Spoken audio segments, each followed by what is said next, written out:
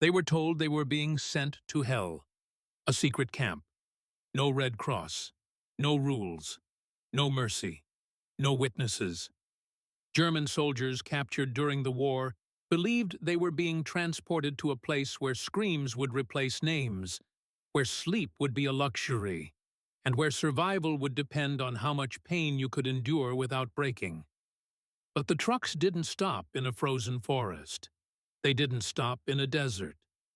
They didn't stop behind barbed wire and watchtowers in some forgotten military zone.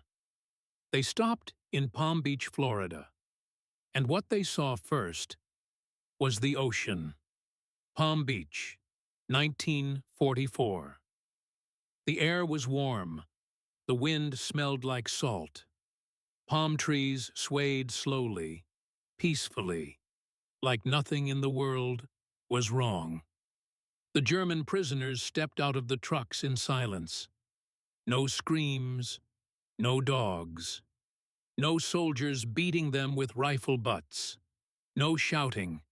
Instead, they saw white buildings, clean pathways, open, green lawns, a massive oceanfront view. Wooden decks facing the water, sunlight reflecting off glass windows, and something that made no sense at all. Music. Soft jazz music playing from speakers near the main building.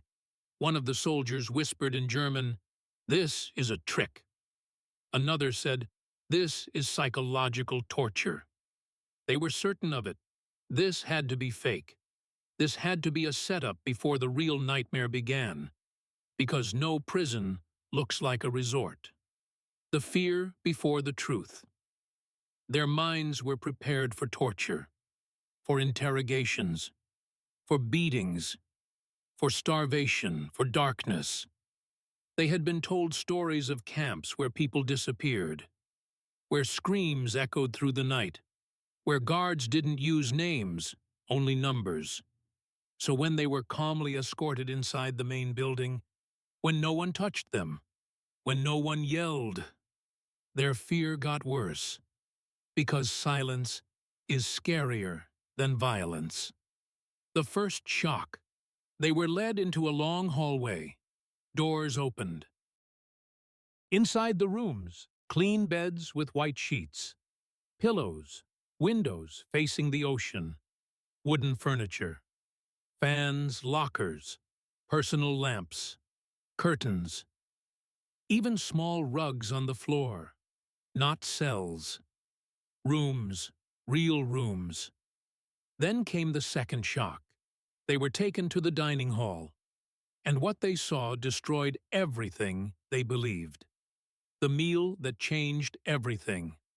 Long tables, clean plates, real cutlery, glasses, water pitchers, and food being served by staff. Not rations, not soup water, not scraps. Real meals. Bread, meat, vegetables, fruit, coffee, dessert.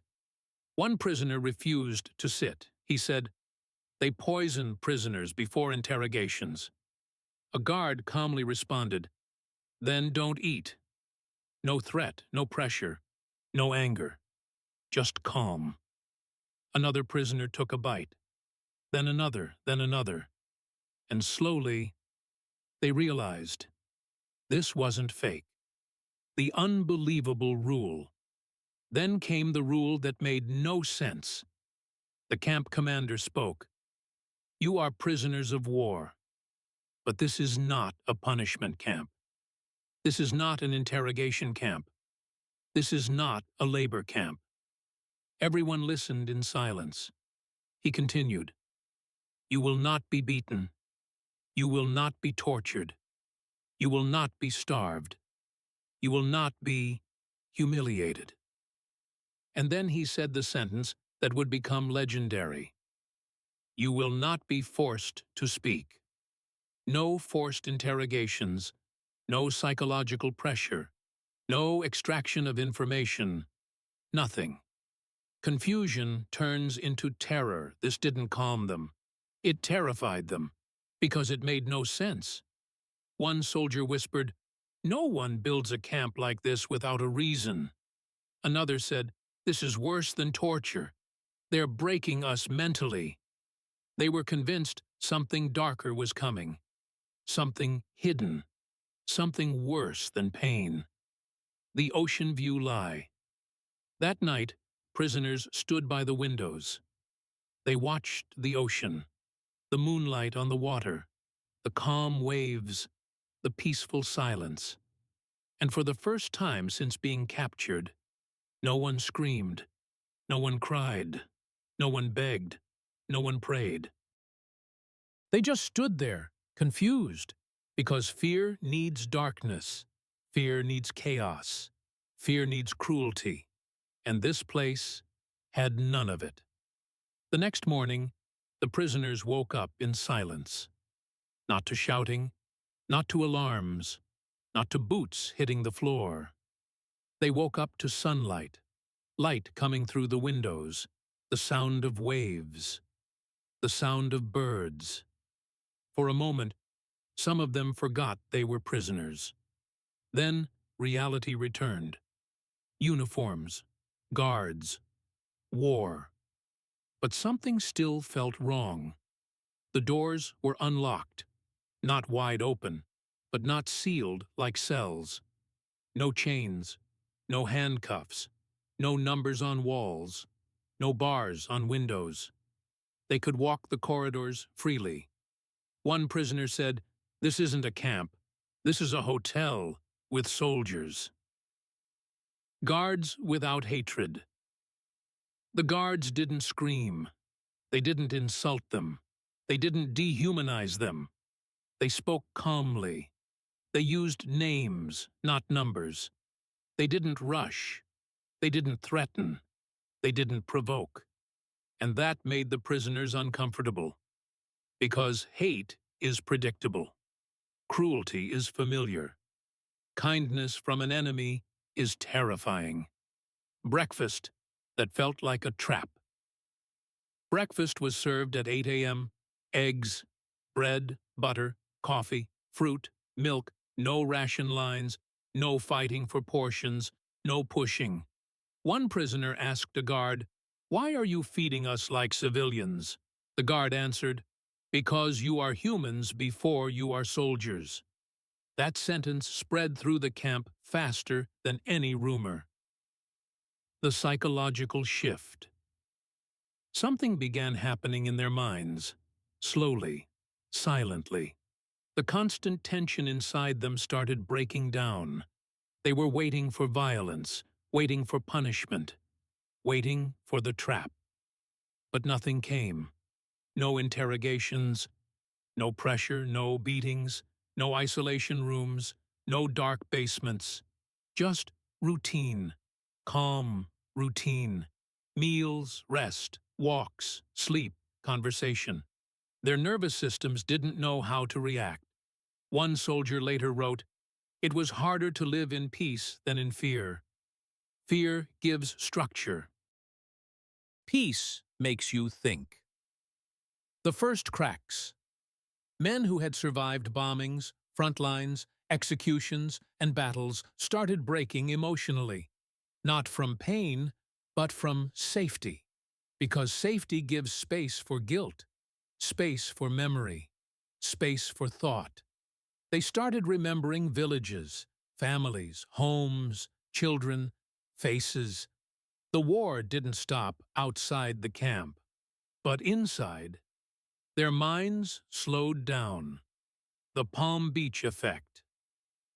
They were allowed supervised walks near the shoreline, still guarded, still prisoners, but walking on white sand, hearing the ocean, feeling the wind, seeing civilians in the distance. It felt unreal. One prisoner said, "This place is not a prison. It's a mirror, and I don't like what I see in it." The rule that changed everything. Then came another rule, a written rule posted on the main board. Any prisoner may speak freely. Any prisoner may remain silent. No punishment for either choice. This destroyed their expectations. No forced confessions, No interrogations, no manipulation, no coercion, just choice. And choice is dangerous, because when no one forces you to talk, you choose whether to stay silent. The camp's true strategy begins. Weeks passed. No one was interrogated, but conversation started. Not official, not formal, not recorded. Just human conversations. Guards talked about families, about home, about music, about food, about life, about the ocean. And prisoners listened, then spoke, then shared, then questioned, then doubted not the enemy, not the war, but themselves. The first prisoner who didn't want to leave. Then something happened that shocked the entire administration. A prisoner was scheduled for transfer. Another camp. Standard procedure. He was told, "Pack your things." He didn't move. The officer repeated, "You're being relocated." The prisoner said, "I don't want to go." They laughed. He didn't. He said, "This is the first place since the war started where my mind is quiet." Everyone thought he was joking. He wasn't. By the third week, it was clear. This wasn't a prison camp. It was an experiment. Not on the body, on the mind. Not to extract information, not to force confessions, not to punish, but to answer one dangerous question. What happens to a soldier when the war is removed from his environment, but not from his memory? The camp had psychologists, behavior specialists, military strategists, observers, not in uniforms, not visible, but present, watching, recording, studying, the unbelievable feature, the core twist of the story. Here was the feature that made the camp legendary. Prisoners were treated better than their own officers treated them. Better food, better sleep, better respect, better conditions, better safety, better dignity. No screaming, no humiliation, no threats, no forced obedience. This reversed their entire psychological hierarchy. For the first time in their lives, authority wasn't brutal. Why this was so powerful? Soldiers are trained to obey fear. Fear builds discipline. Fear builds control. Fear builds silence. But remove fear, and obedience collapses. What replaces it is choice. And choice creates responsibility. Responsibility creates guilt. Guilt creates reflection. Reflection creates doubt. This camp didn't need torture. It needed time. The rooms of thought. The prisoners were given access to libraries, writing materials, newspapers, filtered but real, chessboard games, music rooms, reading rooms, art supplies. Not to entertain them, but to slow them down. Because war thinking is fast, reactive, emotional, instinctive. Peace thinking is slow, logical, reflective, quiet. The letters. They were allowed to write letters home, not censored heavily, not rewritten, not propaganda, just communication. One prisoner wrote, "I sleep in a clean bed. I eat real food. No one beats me. I don't understand why." Another wrote, "The enemy treats me better than my commanders ever did." The internal collapse. Something started happening internally. Not rebellion, not riots, not violence, but identity fracture. They were trained to see the enemy as monsters, but monsters don't serve you coffee. Monsters don't ask about your family. Monsters don't give you books. Monsters don't speak calmly. So their minds tried to solve the contradiction and failed. The Palm Beach illusion. The ocean kept breaking their perception. Every day, The same calm waves, same sunlight, same silence, same routine. It created a sense of timelessness, as if the war didn't exist, as if the world outside was fake.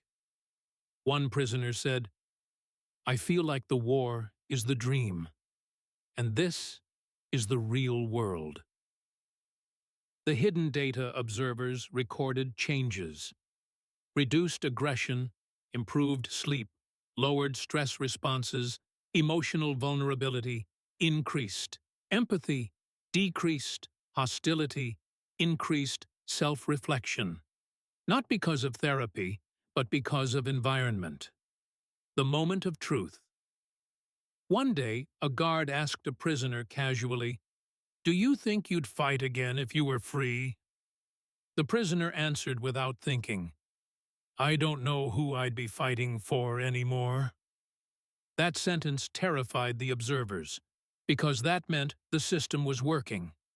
It happened quietly. No announcement, no ceremony, no press, no cameras. A list was posted on the main board. Names, just names, no explanation. Men gathered. They read. Whispers started. Those names were scheduled for release and transfer. Standard POW exchange procedures. Neutral zones, transfers, processing, freedom, the reaction. No one expected, instead of joy, there was silence. Some men stared at the list. Some sat down. Some walked away. Some looked sick, because something had changed. Freedom no longer felt safe. Psychological reality. Outside the camp, war chaos, death orders, killing, survival hierarchy, fear, inside the camp, routine safety, dignity, calm, structure, rest, humanity. The contrast was too extreme. The conversations, prisoners whispered, "If I leave, I go back to killing. If I leave, I go back to orders. If I leave, I go back to fear. Here, I can think. Here, I can sleep. Here, I'm human." This was never supposed to happen. The first refusal. A man on the list was called. His name. He stepped forward. The officer said, "You're being transferred." He said, "I refuse." The officer thought it was fear. He said, "You're not being punished. You're being released."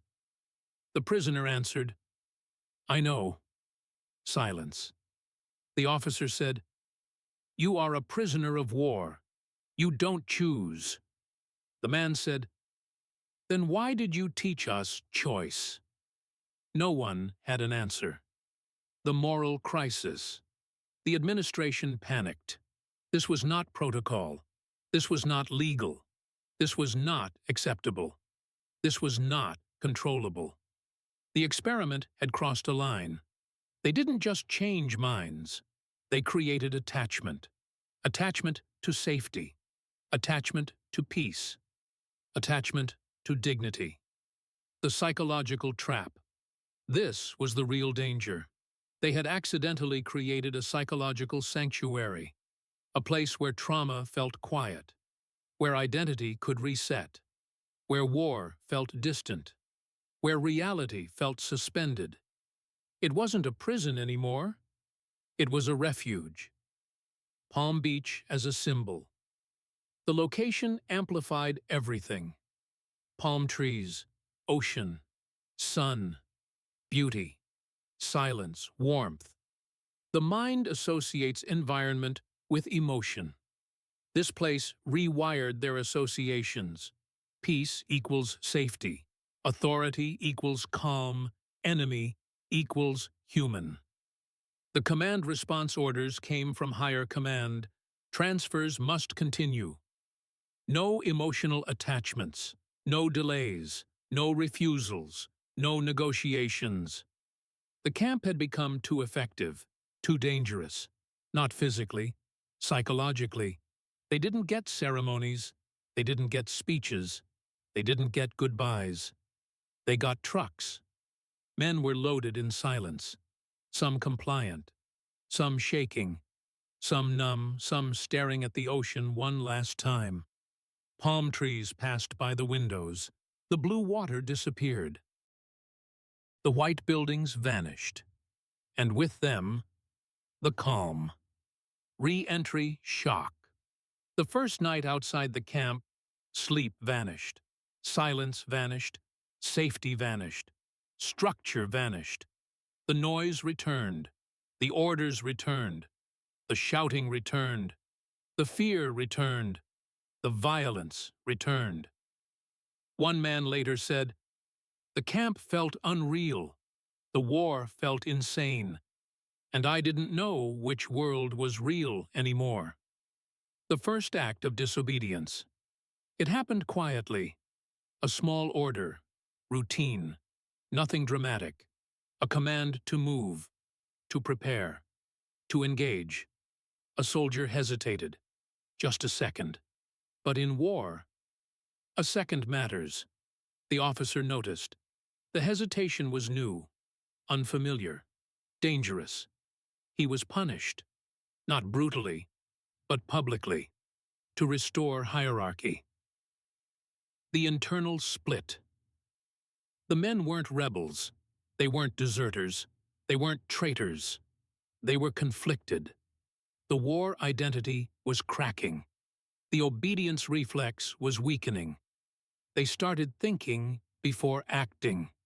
And in war, thinking is dangerous. The data no one wanted reports started coming in.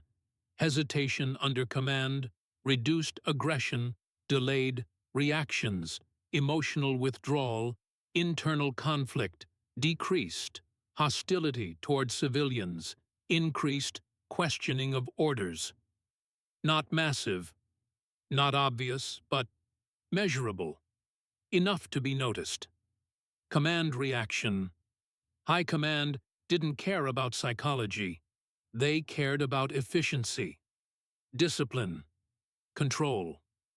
The reports were labeled behavioral instability, reconditioning required, psychological contamination, exposure risk. The camp was flagged. The word they used internally, the program got a name. Contamination by empathy. Not compassion, not humanity, not peace, contamination. Because empathy weakens systems built on violence. The beginning of the cover-up documents were reclassified. Reports were buried. Data was fragmented. Records were split. Descriptions were altered. The camp's purpose was changed in paperwork. From behavioral rehabilitation to standard POW. Holding facility. The experiment was erased on paper. The men who stayed. Some prisoners never left. Not officially. They were delayed, reassigned, transferred later. But some stayed longer than allowed, because no one knew what to do with them. They weren't dangerous, they weren't aggressive, they weren't violent. They were calm. The unintended weapon. The camp had created something new. Not soldiers, not civilians, not prisoners, not enemies, but men who could see both sides. And that is the most unstable identity in war. It didn't happen dramatically. No explosions, no raids, no shutdown. Just paperwork. Files were reclassified. Archives were split. Reports were relabeled. Data was fragmented. Access was restricted. The camp didn't close. It vanished on paper. The silent strategy. They didn't destroy it physically. They destroyed its identity. The name changed. The mission changed. The classification changed. The documentation changed. In records, it became Standard POW Coastal Holding Facility. No experiments. No psychology, no behavioral program, no rehabilitation, no research, just storage. The men who disappeared, some prisoners' names stopped appearing in transfer logs. Not dead, not escaped, just missing. Not physically, administratively. They were reassigned to categories that didn't exist, placed in non-standard processing units. They became statistical ghosts. The camp without a story. Local workers in Palm Beach remembered it differently. Not as a prison, but as that quiet military place near the water. No screams, no sirens, no violence, no riots, just guards walking calmly, men reading, people talking. It didn't look like a camp. It looked like a strange, closed community. Why it had to be erased? Because the idea was dangerous. Kindness as a weapon. Comfort as control. Peace as destabilization. Humanity as psychological disruption. War systems survive on dehumanization. This camp reversed it. The fear of replication. High Command feared one thing. If this method worked once, it could work again. And if it became public knowledge, it could spread. Not as a camp, but as a philosophy. The forbidden model. Internally, the experiment was labeled unethical in long-term impact.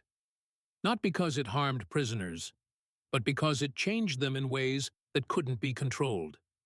You can't program peace. You can't weaponize humanity. You can't command empathy. The final phase. The camp didn't close. It transformed. New prisoners, new classification, new staff, new purpose, same buildings, same ocean, same palm trees. But the experiment ended. The ones who remembered. Some guards carried it with them. Some staff never spoke about it. Some prisoners never forgot it. One former guard later said, "It was the only place in the war where I felt like a human." Years later, the buildings were gone. Renovated, rebuilt, rebranded. Palm Beach stayed beautiful. The ocean stayed calm. The palm trees stayed tall. But the camp disappeared into geography. No sign, no marker, no plaque, no memorial, no history board, just land.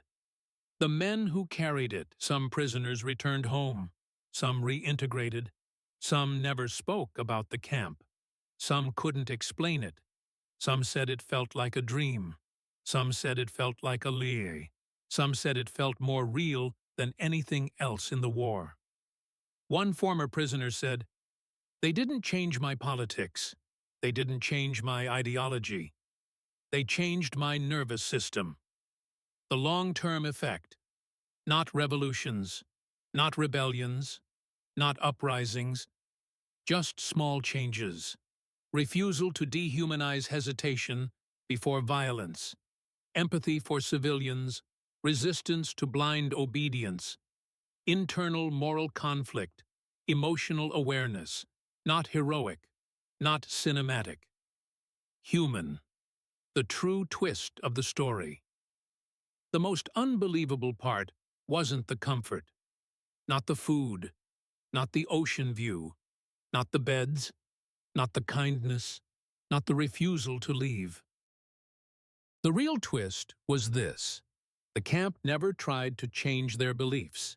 It only changed their environment. And that was enough.